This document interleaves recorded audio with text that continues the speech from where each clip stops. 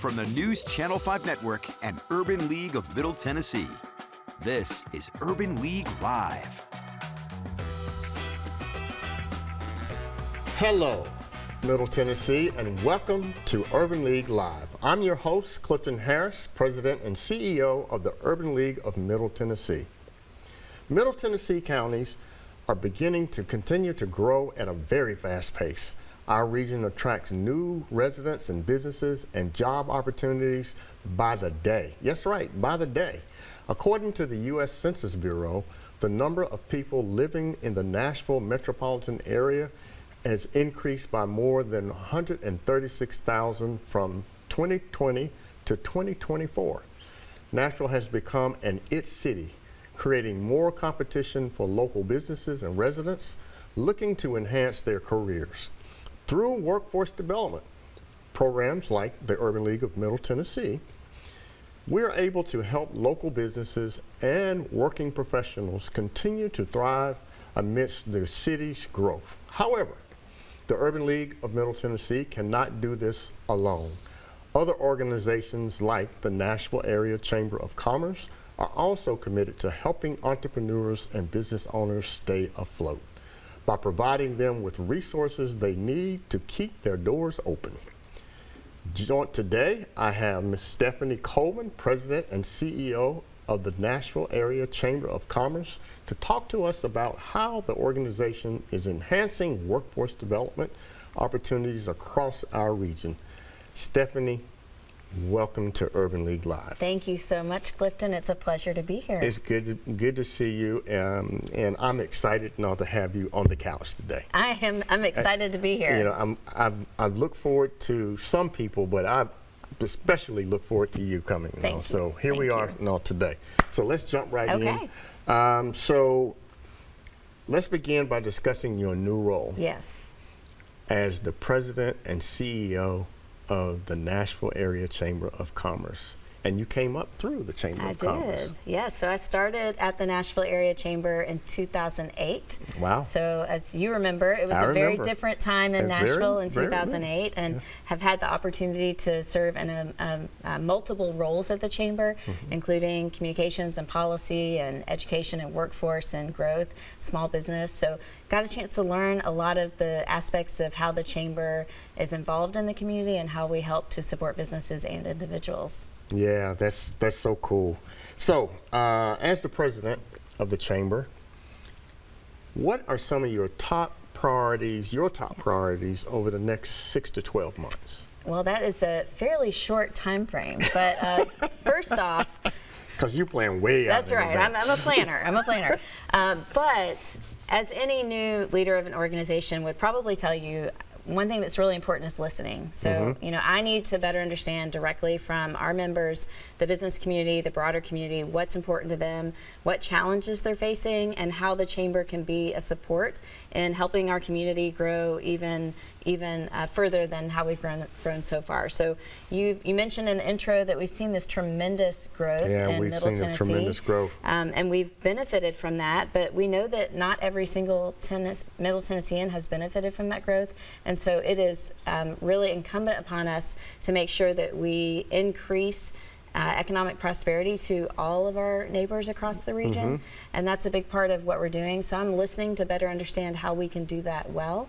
A part of that is going to be launching our Partnership 2030 Economic Development Strategy for the region. We have just completed the next 5-year strategy. So again, 5 years is still not that long of a time period. So it's going to be a fairly focused plan. But as a fellow Partnership 2030 investor, Urban League has been really critical in helping to provide input into that plan and what we should be focused on going forward. Well, it's our pleasure to help. So you've been talking to and listening to a lot of people. So what are you hearing from corporate leaders about what they need from the chamber, and how can those corporations help your wonderful staff? You know, you got, next to me, you got the best staff in the city, you know?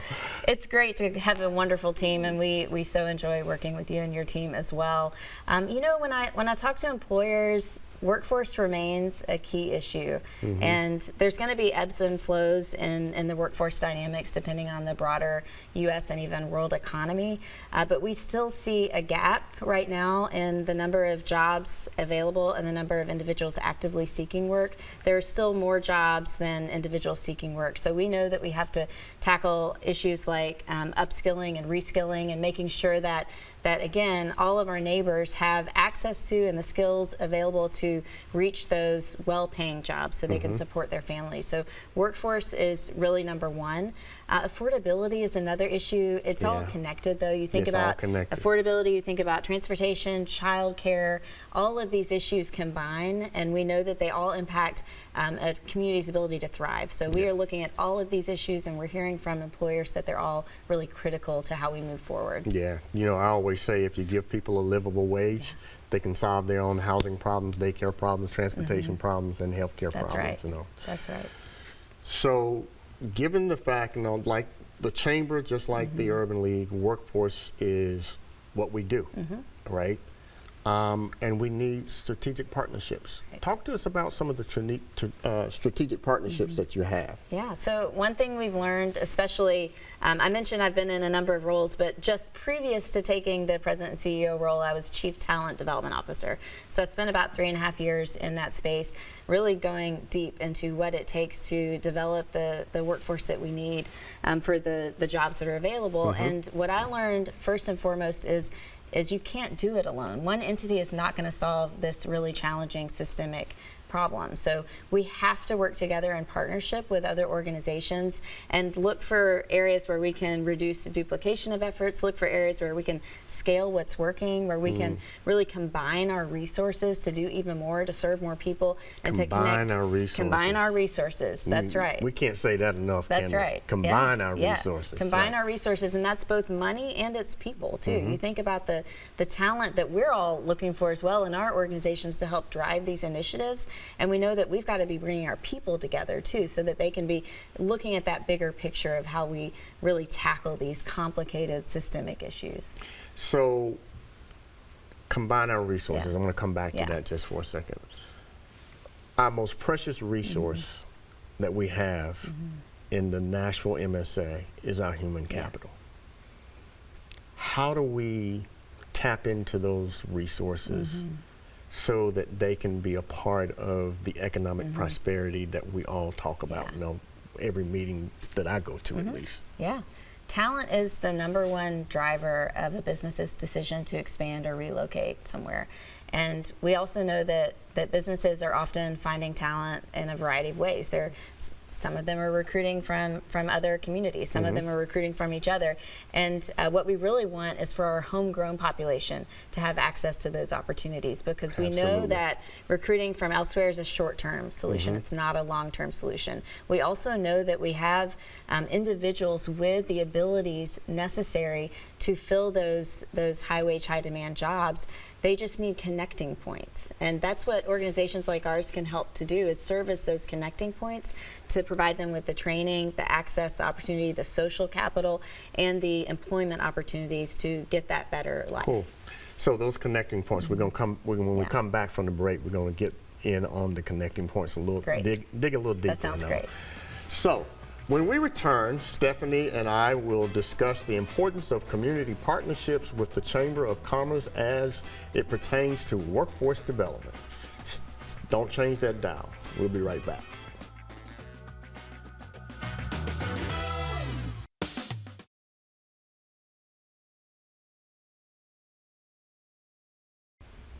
Well, welcome back to Urban League Live.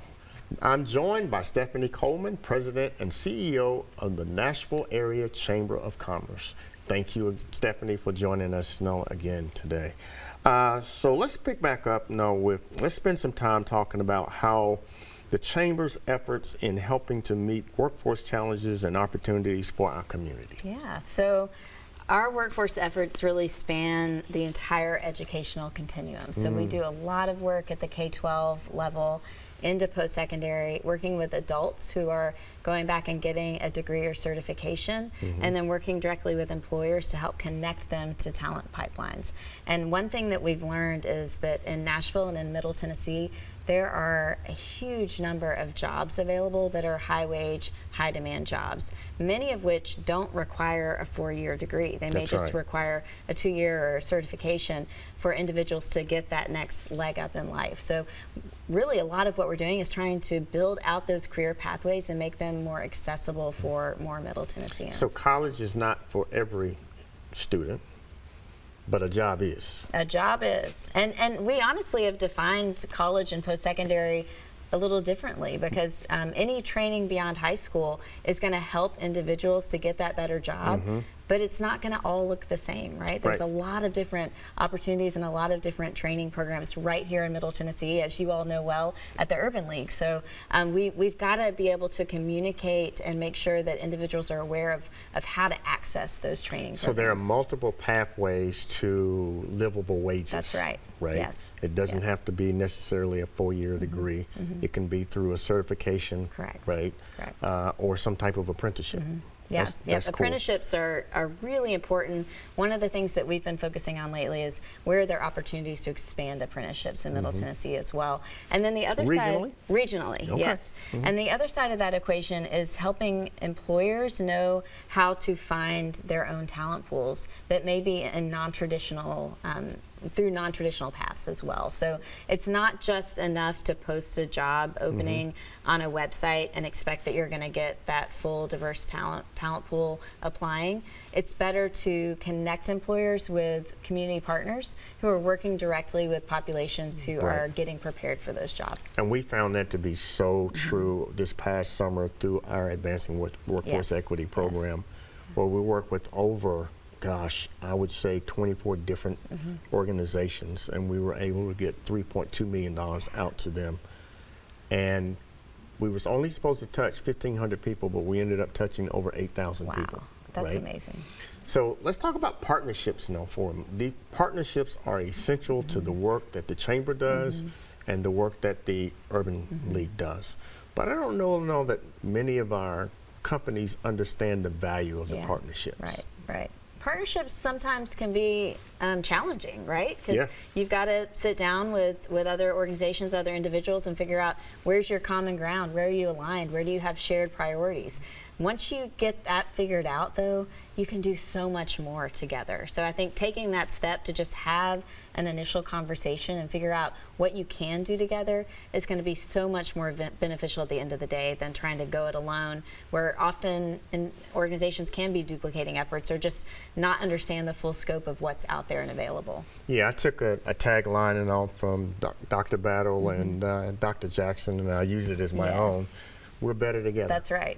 We're better together, So, and that's why partnerships are so important. So, what are some specific efforts or goals you have in expanding the Chamber's partnerships as we're talking about partnerships? Yeah, so as you know, we can't do it alone. And when you look at issues like increasing educational attainment, we certainly cannot do it alone. So some of our goals are we want to actually move that needle. We want more Middle Tennesseans to have a certification or degree that will help them get to that next level. In order to do that, we have to partner with community-based organizations. We have to partner with training providers that include our TCATs, our community colleges, our 4 years. We also have to partner with our government entities, like you think about Tennessee Board of Regents, Tennessee Higher Education Commission, the Department of Education, Department of Economic and Community Development, Department of Workforce and Labor.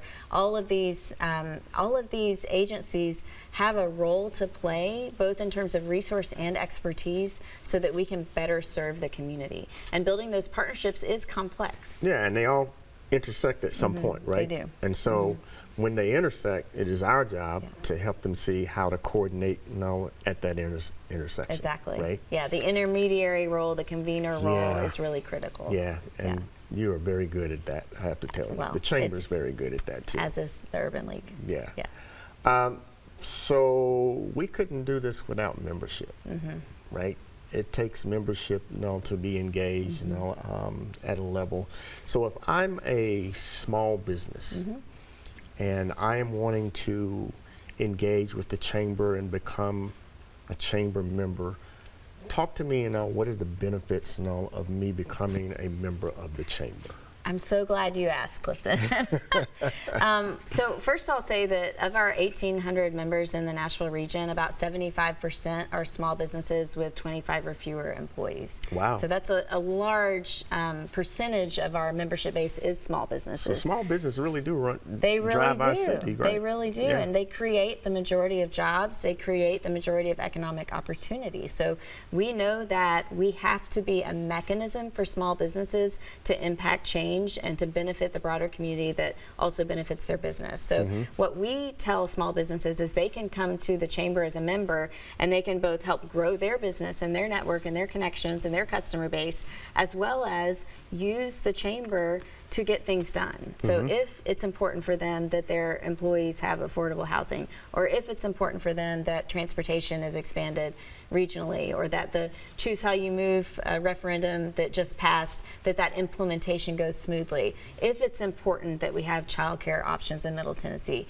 if it's important that we continue to attract more jobs and investment that will help their businesses grow as well, then the chamber's a great place for them to be at the table to have their voice heard. And we really do want small businesses, and really businesses of all industries, all sizes, all kinds, and also nonprofits, to really see the chamber as a place where they can come and get things done. So I think we got about a few minutes left. Before we wrap up though, what are your final thoughts would you like to leave our viewer and audience about the chamber and the work that the chamber does? Yeah. So the chamber has been around since 1847. Ooh. So think about that. Think about how much evolution we've seen over that time frame. But really, all we are is our 1,800 members who set the agenda, who really help us know what's important in this moment in time.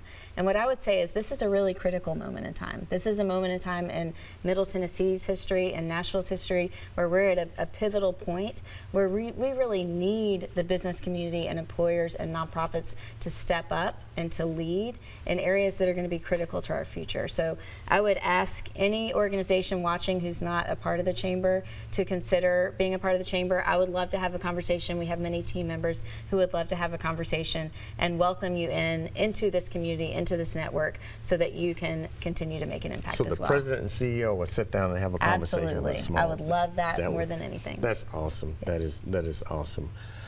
So when we return, we are going to have more conversation with Ms. Stephanie Coleman, President and CEO of the Nashville Area Chamber of Commerce. Again, don't touch that dial. We'll be right back.